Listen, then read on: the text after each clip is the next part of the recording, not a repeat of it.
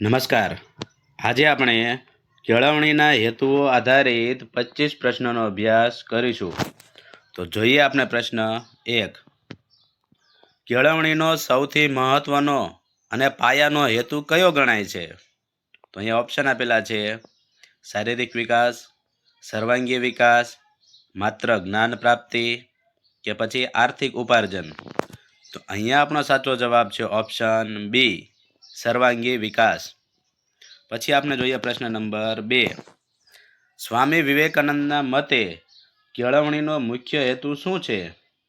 તો અહીંયા ઓપ્શન આપેલા છે: માણસ બનાવવો એટલે કે મેન મેકિંગ, નોકરી મેળવવી, ડિગ્રી પ્રાપ્ત કરવી કે પછી વિદેશ ભ્રમણ. તો અહીંયા એનો સાચો જવાબ છે ઓપ્શન એ, માણસ બનાવવો એટલે કે મેન મેકિંગ. પછી આપણે જોઈએ પ્રશ્ન નંબર 3. કેળવણીનો વૈયક્તિક હેતુ શેના પર ભાર મૂકે છે? તો ઓપ્શન આપેલા છે: સમાજની સેવા, વ્યક્તિની પોતાની શક્તિઓનો વિકાસ, રાષ્ટ્રભક્તિ કે પછી સામૂહિક શિસ્ત. તો અહીંયા આપણો સાચો જવાબ છે ઓપ્શન બી, વ્યક્તિની પોતાની શક્તિઓનો વિકાસ. હવે આપણે જોઈએ પ્રશ્ન નંબર 4. કેળવણીના સામાજિક હેતુ મુજબ શિક્ષણનું મુખ્ય કાર્ય શું છે? તો ઓપ્શન આપેલા છે: માત્ર પોતાની પ્રગતિ કરવી, કુટુંબનો વિકાસ, સમાજ સાથે અનુકૂલન સાધવું, એકલવાયુ જીવન જીવવું. તો અહીંયા આપણો સાચો જવાબ છે ઓપ્શન સી, સમાજ સાથે અનુકૂલન સાધવું. પછી આપણે જોઈએ પ્રશ્ન નંબર 5. કેળવણીનો ચરિત્ર નિર્માણનો હેતુ કોણે આપ્યો હતો?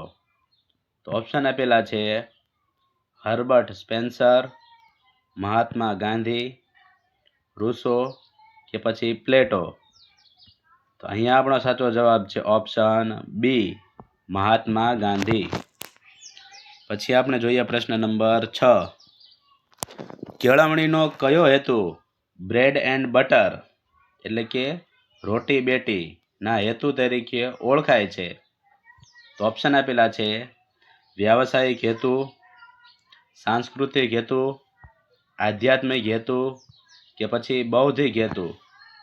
તો અહીંયા એનો સાચો જવાબ છે ઓપ્શન એ, વ્યાવસાયિક હેતુ. હવે આપણે જોઈએ પ્રશ્ન નંબર 7. કેળવણીનો સાંસ્કૃતિક હેતુ શું સૂચવે છે? તો અહીંયા ઓપ્શન આપેલા છે: સંસ્કૃતિનો નાશ કરવો, નવી સંસ્કૃતિની આંધળી નકલ, સંસ્કૃતિનું સંરક્ષણ અને હસ્તાંતરણ કે પછી માત્ર જૂના રિવાજો પાળવા. તો અહીંયા એનો સાચો જવાબ છે ઓપ્શન સી, સંસ્કૃતિનું સંરક્ષણ અને હસ્તાંતરણ. હવે આપણે જોઈએ પ્રશ્ન નંબર 8. લોકશાહી દેશમાં કેળવણીનો કયો હેતુ સૌથી વધુ મહત્વનો છે? તો અહીંયા ઓપ્શન આપેલા છે: આજ્ઞાકારી પ્રજા તૈયાર કરવી, જાગૃત નાગરિકત્વનું ઘડતર, માત્ર નેતા બનવું કે પછી કરવેરા ભરવા. તો અહીંયા એનો સાચો જવાબ છે ઓપ્શન બી, જાગૃત નાગરિકત્વનું ઘડતર. હવે આપણે જોઈએ પ્રશ્ન નંબર 9.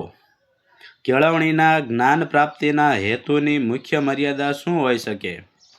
તો આપણે ઓપ્શન જોઈ લઈએ.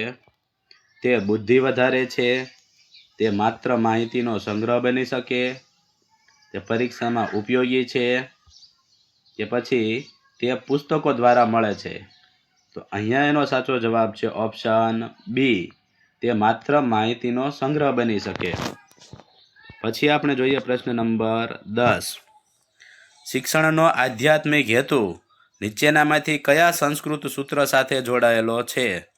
તો ઓપ્શન આપેલા છે: સા વિદ્યાયા વિમુક્તયે, વિદ્યા વિનયેન શોભતે, જ્ઞાનમ પરમ ધર્મમ કે પછી સત્યમેવ જયતે. તો અહીંયા એનો સાચો જવાબ છે ઓપ્શન એ, સા વિદ્યાયા વિમુક્તયે. હવે આપણે જોઈએ પ્રશ્ન નંબર 11. નવી શિક્ષણ નીતિ એટલે કે NEP 2020 માં કયા કૌશલ્ય પર વધુ ભાર મૂકવામાં આવ્યો છે?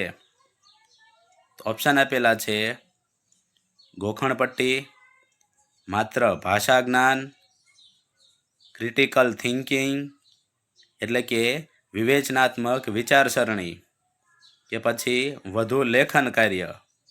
તો અહીંયા એનો સાચો જવાબ છે ઓપ્શન સી, ક્રિટિકલ થિંકિંગ એટલે કે વિવેચનાત્મક વિચારસરણી. પછી આપણે જોઈએ પ્રશ્ન નંબર 12. કેળવણીનો માનસિક વિકાસનો હેતુ શેની સાથે સંકળાયેલો છે? તો ઓપ્શન આપેલા છે દોડવાની ક્ષમતા, યાદશક્તિ અને તર્કશક્તિનો વિકાસ, શારીરિક દેખાવ, કે પછી ઊંઘનું પ્રમાણ. તો અહીંયા એનો સાચો જવાબ છે ઓપ્શન બી, યાદશક્તિ અને તર્કશક્તિનો વિકાસ. પછી આપણે જોઈએ પ્રશ્ન નંબર 13. શિક્ષણનો નૈતિક હેતુ વિદ્યાર્થીમાં શું ખીલવે છે? તો ઓપ્શન જોઈ લઈએ. સત્ય, પ્રામાણિકતા અને અહિંસા જેવા મૂલ્યો, ગણિતની ઝડપ, રમતગમતની કુશળતા, કે પછી ટેકનોલોજીનું જ્ઞાન. તો અહીંયા એનો સાચો જવાબ છે ઓપ્શન એ, સત્ય, પ્રામાણિકતા અને અહિંસા જેવા મૂલ્યો. પછી આપણે જોઈએ પ્રશ્ન નંબર 14. પ્લેટોના મતે કેળવણીનો અંતિમ હેતુ શું હતો? તો આપણે ઓપ્શન જોઈ લઈએ.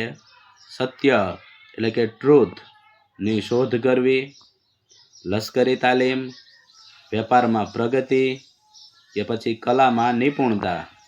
તો અહીંયા એનો સાચો જવાબ છે ઓપ્શન એ, સત્યની શોધ કરવી. પછી આપણે જોઈએ પ્રશ્ન નંબર 15. શિક્ષણમાં શારીરિક હેતુ શા માટે અનિવાર્ય છે? તો ઓપ્શન આપેલા છે સ્વસ્થ શરીરમાં જ સ્વસ્થ મન રહી શકે છે, માત્ર ખેલાડી બનવા માટે, દેખાવ સુધારવા માટે, કે પછી અભ્યાસમાંથી બ્રેક મેળવવા. તો અહીંયા એનો સાચો જવાબ છે ઓપ્શન એ, સ્વસ્થ શરીરમાં જ સ્વસ્થ મન રહી શકે છે. પછી આપણે જોઈએ પ્રશ્ન નંબર 16. જ્હોન ડ્યુઈએ કેળવણીના કયા હેતુ પર સૌથી વધુ ભાર મૂક્યો છે? તો અહીંયા ઓપ્શન આપેલા છે સામાજિક કાર્યદક્ષતા, આધ્યાત્મિક જ્ઞાન, માત્ર પરીક્ષા પાસ કરવી, કે પછી પ્રાચીન લિપિનું જ્ઞાન. તો અહીંયા એનો સાચો જવાબ છે ઓપ્શન એ, સામાજિક કાર્યદક્ષતા. હવે આપણે જોઈએ પ્રશ્ન નંબર 17. કેળવણીનો રાષ્ટ્રીય હેતુ નીચેનામાંથી કયો છે? તો ઓપ્શન આપેલા છે માત્ર પોતાના વિસ્તારનો વિકાસ, રાષ્ટ્રીય એકતા અને અખંડિતતા જાળવવી, અન્ય દેશો સાથે સ્પર્ધા, કે પછી રાજકીય પક્ષોનો પ્રચાર. તો અહીંયા એનો સાચો જવાબ છે ઓપ્શન બી, રાષ્ટ્રીય એકતા અને અખંડિતતા જાળવવી. પછી આપણે જોઈએ પ્રશ્ન નંબર 18. નવરાશના સમયનો સદુપયોગ એ કેળવણીનો કેવો હેતુ ગણાય? તો ઓપ્શન આપેલા છે આર્થિક, સર્જનાત્મક અને વ્યક્તિત્વ વિકાસનો, લશ્કરી, કે પછી ઔદ્યોગિક. તો અહીંયા એનો સાચો જવાબ છે ઓપ્શન બી, સર્જનાત્મક અને વ્યક્તિત્વ વિકાસનો. પછી આપણે જોઈએ પ્રશ્ન નંબર 19. કેળવણીનો સર્જનાત્મક હેતુ શું પ્રોત્સાહન આપે છે? તો અહીંયા ઓપ્શન આપેલા છે નવું અને મૌલિક કંઈક બનાવવાની શક્તિ, બીજાની આબેહૂબ નકલ, માત્ર જૂની માહિતીનું રટણ, કે પછી શિસ્તબદ્ધ બેસી રહેવું. તો અહીંયા એનો સાચો જવાબ છે ઓપ્શન એ, નવું અને મૌલિક કંઈક બનાવવાની શક્તિ. પછી આપણે જોઈએ પ્રશ્ન નંબર 20. શિક્ષણ દ્વારા આંતરરાષ્ટ્રીય સમજનો હેતુ શું સિદ્ધ કરવા માંગે છે? તો ઓપ્શન આપેલા છે વિદેશમાં જઈને સ્થાયી થવું, વિશ્વ શાંતિ અને વસુધૈવ કુટુંબકમની ભાવના, બીજા દેશો પર વર્ચસ્વ, કે પછી માત્ર વિદેશી ભાષાઓ શીખવી. તો અહીંયા એનો સાચો જવાબ છે ઓપ્શન બી, વિશ્વ શાંતિ અને વસુધૈવ કુટુંબકમની ભાવના. પછી આપણે જોઈએ પ્રશ્ન નંબર 21. યુનેસ્કોના learning the treasure within report મુજબ શિક્ષણનો કયો સ્તંભ છે? તો અહીંયા ઓપ્શન આપણને આપેલા છે: જાણવા માટે શીખવું, કરવા માટે શીખવું, સાથે રહેવા માટે શીખવું, કે પછી આપેલ તમામ. તો અહીંયા આપણો સાચો જવાબ છે ઓપ્શન ડી, આપેલ તમામ. પછી આપણે જોઈએ પ્રશ્ન નંબર 22. કેળવણીનો લોકશાહી હેતુ કઈ બાબત પર ભાર મૂકે છે? તો ઓપ્શન આપેલા છે: સમાનતા અને સ્વતંત્રતા, ભ્રાતૃત્વ અને ન્યાય, ભેદભાવ રહિત શિક્ષણ, કે પછી આપેલ તમામ. તો અહીંયા એનો સાચો જવાબ છે ઓપ્શન ડી, આપેલ તમામ. પછી આપણે જોઈએ પ્રશ્ન નંબર 23. કેળવણીના હેતુઓ નક્કી કરવામાં સૌથી પ્રબળ પરિબળ કયું છે? તો ઓપ્શન આપેલા છે: શાળાનું મકાન, સમાજની જરૂરિયાત અને તત્વજ્ઞાન, પાઠ્યપુસ્તકોની કિંમત, કે પછી રમતગમતના સાધનો. તો અહીંયાનો સાચો જવાબ છે ઓપ્શન બી, સમાજની જરૂરિયાત અને તત્વજ્ઞાન. પછી આપણે જોઈએ પ્રશ્ન નંબર 24. વૈજ્ઞાનિક અભિગમ કેળવવો એ આધુનિક શિક્ષણનો કેવો હેતુ છે? તો ઓપ્શન આપેલા છે: બૌદ્ધિક અને વૈજ્ઞાનિક, ધાર્મિક, પરંપરાગત, કે પછી આર્થિક. તો અહીંયા એનો સાચો જવાબ છે ઓપ્શન એ, બૌદ્ધિક અને વૈજ્ઞાનિક. પછી આપણે જોઈએ પ્રશ્ન નંબર 25. જે હેતુ બાળકને આત્મનિર્ભર અને આર્થિક રીતે સક્ષમ બનાવે તેને શું કહેવાય?